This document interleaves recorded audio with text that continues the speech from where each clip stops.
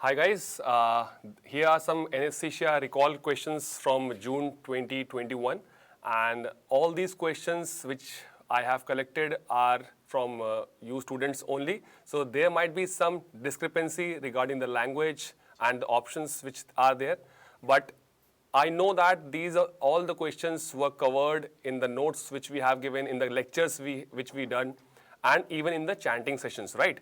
So I hope your examination also went well because all these questions were covered during our online classes and the notes which we had, right? So basically these are few questions which I'm going to discuss which came in your examination. The first question was what pierces in spinal anesthesia?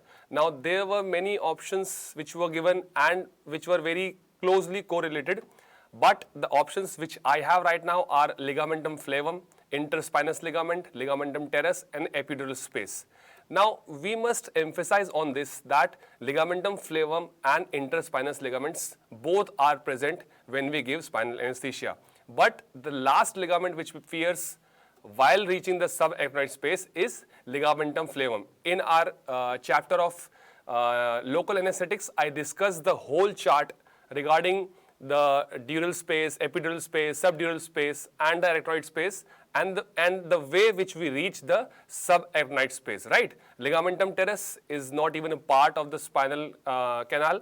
It is present in the liver, and even the epidural space is not the correct answer, right? So we had a table which we did while we were doing regional anesthesia, and in this I specifically mentioned about the parts which are being pierced starting from the skin. Then we have subcutaneous fascia, then we have supra and infra spinatus ligament, then we had the last one which was ligamentum flavum, right guys? So this was ligamentum flavum, and in this the correct answer has to be ligamentum flavum before reaching the dura or the arachnoid space or the subarachnoid space. This was the last ligament which we were piercing, right? Then moving on to the next question, which was regarding the airway devices, right? Airway devices, that is the endotracheal tubes. Now, in endotracheal tube, what determines the resistance? I emphasized on the diameters of the tube. Now, there is a formula also that diameter is inversely proportional to the resistance of the tube, right? This we know by the physics also, that we increase the diameter and the resistance keeps on decreasing, right? The diameter is inversely proportional to the resistance of the tube. See, the curvature is not, it does not determine the resistance of the tube. The texture of the tube, we have different varieties of tubes, like flexometallic tubes we had normal PVC tubes, right? So this texture also does not define the resistance of the tube. The length of the tube is also not a determinant of the resistance of the tube. So the diameter only is the correct answer in this. That is, it is inversely proportional to the resistance. We can easily understand by increasing the diameter, we are increasing the resistance of the tube, right? The flow becomes laminar when we increase the diameter of the tube. So in this question, in endotracheal tube, what determines the resistance? Diameter is the correct answer in this question, right? Then we move on to the question which was basically pertaining to the chapter of modes of ventilation. We discussed about controlled mode of ventilation, synchronized intermittent ventilation, then we discussed about PEEP and CPAP, right? So in this, the question was formed in a way that an intern was asked to see a patient suffering from COVID, and the patient was hypoventilating, right? So the patient was hypoventilating. Then what are the changes which we have to make in the ventilator so that the patient comes back to normal ventilation, right?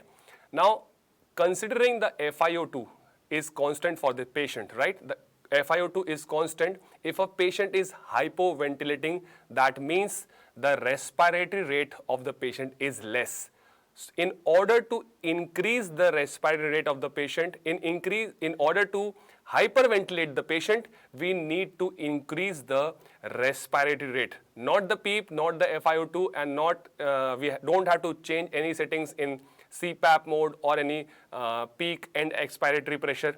The only thing which we have to change in a patient who is suffering from any kind of comorbidity, not even COVID, any patient who is suffering from hypoventilation and being on a mechanical ventilator, the patient has to be shifted to a greater respiratory rate so as to bring his ventilation to a normal value. So in this question, an intubated patient who is hypoventilating, we have to increase the respiratory rate so as to bring the patient to normal ventilation, or even according to the condition of the patient, we need to hyperventilate the patient, right? So the respiratory rate has to be increased.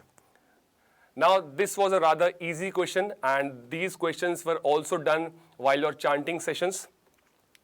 In this, the question was basically formed again pertaining to a COVID patient, and in turn was asked to bring a cylinder. The patient required oxygen, and it was formed in such a way that you might get confused, but it was directly asked that what kind of color should be used for giving oxygen to the patient. Now, in our tables, we discussed the colors of all the cylinders like air cylinder, oxygen cylinder, CO2 cylinder, helium cylinders, and cyclopropane cylinders with their pin indexes, right? So the color of O2 cylinder has to be black body and white shoulder, right? Blue, gray body, white shoulder were not the correct options. See, in this O2 cylinder, the shoulders and the body was black and white. In air, it was gray, black and white. The CO2 was gray in color. Entonox was blue and white because it is a combination of nitrous oxide and oxygen. Cyclopropane was orange, helium was brown, but the question was basically a rather straightforward questions which asked you guys to depict the color of the O2 cylinder. The answer was very straightforward for you guys, black body and white shoulder. So the correct answer is the A question, black body and white shoulder, right? Then we move on to a rather tricky question which was being asked for you guys. Halothane causes malignant hyperthermia by affecting which channels? In this, you have to have a basic knowledge about the neuromuscular blockade, because I told you the properties of malignant hyperthermia. The temperature increased, it led to acidosis.